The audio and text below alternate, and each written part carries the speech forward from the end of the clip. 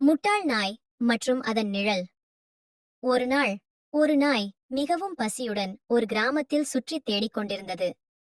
சில நேரம் தேடிய பிறகு அது ஒரு சிறிய துண்டு மாம்சத்தை கண்டெடுத்து தனது வாயில் கவ்விக்கொண்டு மகிழ்ச்சியுடன் ஓடிக்கொண்டது. அது அந்த மாம்சத்தை எடுத்து அருகிலிருந்த ஓர் ஆற்றை கடக்க முயன்றது. பாலம் ஒன்றின் மீது நடந்து செல்லும்போது கீழே நீரில் தனது நிழலை பார்த்தது. நிழலை பார்த்த நாய், கீழே ஒரு பெரிய நாய் உள்ளது, அதற்கு ஒரு பெரிய மாம்சம் இருக்கிறது என்று நினைத்தது. அது அந்த மாம்சத்தை தன்னுடையதாக்கிக் கொள்ள ஆசைப்பட்டு குரைத்தது.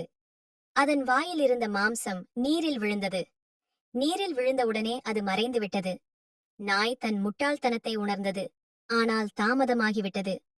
கதை நற்சிந்தனை: பேராசை நம்முடைய உள்ளதையும் இழக்கச் செய்யும். நாம் பெற்றதை மதித்து மகிழ்ந்து வாழ வேண்டும்.